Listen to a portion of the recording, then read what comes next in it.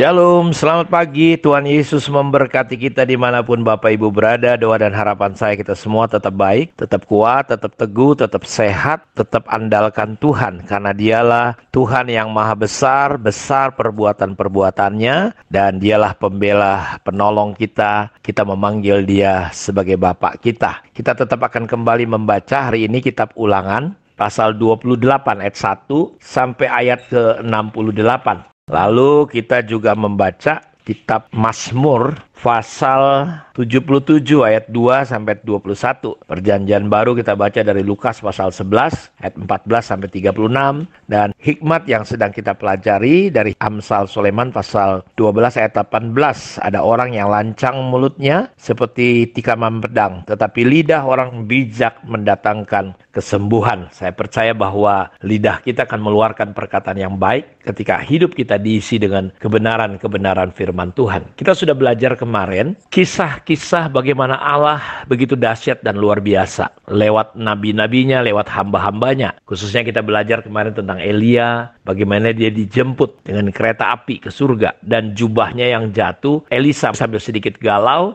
lalu dia pukulkan jubah Elia itu dan ternyata sungai Yordan terbelah dua. Elisa di Yeriko, ketika orang-orang di Yeriko melihat Yeriko itu bagus, tetapi banyak ibu-ibu yang bayinya mati. Lalu Elisa menyehatkan, melemparkan air garam, dan karenanya di Yeriko itu akhirnya tidak lagi ada orang yang mati. Khususnya ibu-ibu, tidak lagi ada yang keguguran. Dan kita sudah belajar kemarin bagaimana Elisa bisa memberi strategi kepada Raja Israel karena Yosafat, karena terjadi peperangan yang luar biasa. Dan ada banyak hal-hal yang luar biasa. Karena itu kita terus belajar bagaimana perbuatan Allah yang besar itu bisa dinyatakan di dalam hidup kita pribadi. Kita mempelajari ternyata, kalau kita lihat dalam 1 Raja-Raja 4 ayat 1-7, kisah tentang seorang ibu atau janda dari seorang nabi yang suaminya sudah meninggal, nabi itu. Dan nabi itu adalah seorang yang takut akan Tuhan. Dan ibu itu berkata bahwa engkau tahu, suamiku, hai Elisa, seorang yang takut akan Tuhan dan engkau tahu.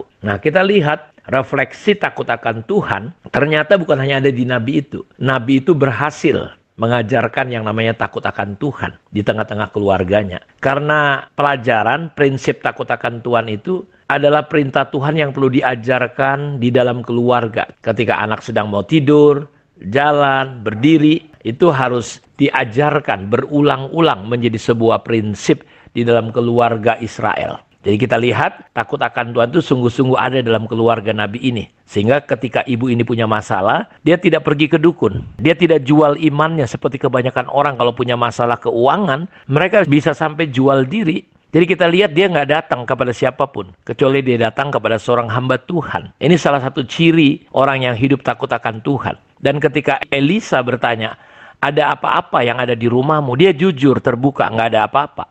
Tempat tidur nggak ada, tempat duduk sudah tidak ada. Yang ada cuma apa? Sedikit minyak dalam buli-buli. Dan ketika Elisa berkata, pinjam jangan terlalu sedikit, banyak-banyak dari tetanggamu. Tempat-tempat minyak. Dia pinjam gentong-gentong. Dan saudara, dia taat. Anaknya pun taat. Ya, kita lihat ketika mujizat terjadi, dia sungguh-sungguh mendahulukan Tuhan. Ya, karena itu saya ingin ajak kita melihat hari ini seperti apa sih ya makna, definisi, pengertian takut akan Tuhan. Yang pertama, makna atau definisi pengertian takut akan Tuhan itu bukan ketakutan. Ketakutan masuk neraka, bukan. Tetapi takut akan Tuhan adalah sebuah sikap, rasa hormat. Jadi adalah sebuah sikap hormat, rasa hormat, rasa kagum, sebuah kepasrahan terhadap Tuhan. Jadi kalau saudara ingin memahami takut akan Tuhan, itu adalah sebuah sikap hormat. Ya, apakah saudara memiliki sikap hormat kepada Tuhan dalam hidup sehari-hari? Ya. Jadi bukan takut akan Tuhan itu bukan ketakutan, tetapi adalah sebuah sikap, sebuah cara. Ya.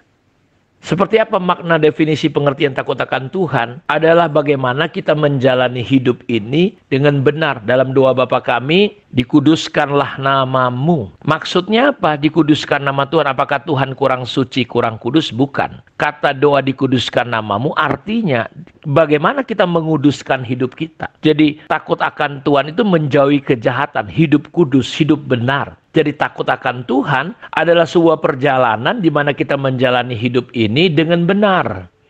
Penuh dengan tanggung jawab Bapak Ibu. Dan dampaknya Mazmur 112 ayat 1-3 bahwa orang yang takut akan Tuhan, laki-laki yang takut akan Tuhan, keluarganya, istrinya diberkati, anaknya perkasa di bumi. Rumahnya akan dipenuhi dengan benda-benda yang berharga, kamar-kamarnya dengan barang-barang berharga. Karena itu, hidup takut akan Tuhan adalah sebuah kehidupan yang penuh tanggung jawab. Walaupun mungkin kita tidak ada yang memperhatikan, tapi kita harus sadar Tuhan melihat kita, makanya kita jaga hidup kita. Yang berikutnya, pengertian takut akan Tuhan adalah bicara tentang hidup yang terhubung, tersambung dengan Tuhan. Tahukah saudara bahwa hidup kita ini kita diciptakan untuk hidup tersambung, terhubung dengan Tuhan. Dosa memisahkan manusia dengan Tuhan. Allah menciptakan manusia dengan sebuah tujuan supaya manusia terhubung dengan Dia. Hidup takut akan Tuhan adalah hidup yang terhubung. Hubungan itu bukan hanya cerita tentang doa, tapi hubungan itu 24 jam. Istilah saya, doa itu bukan 2 jam. Bukan hanya 1 jam kebaktian, 2 jam kebaktian. Tapi bicara tentang hidup yang tersambung, terhubung dengan Tuhan. Ada hubungan. Setiap nafas kita, helaan nafas kita selalu mengingat Tuhan. Dan saudara, ketika manusia kita nggak hidup terhubung dengan Tuhan, maka seringkali hidup kita jadi tidak lengkap. Hidup kita jadi seperti nggak pas. Istilah Tuhan kepada orang-orang Israel di zaman Nabi Hagai, kamu makan nggak pernah kenyang, kamu minum nggak pernah puas, kamu berpakaian nggak pernah panas, kamu menabung tapi seperti di pundi-pundi yang bolong. Jadi kehidupan yang tidak terhubung dengan Tuhan ini membuat kita nggak pernah puas. Akhirnya kita coba cari kepuasan dengan cara-cara bagaimana kita bisa memuaskan kepuasan hati kita.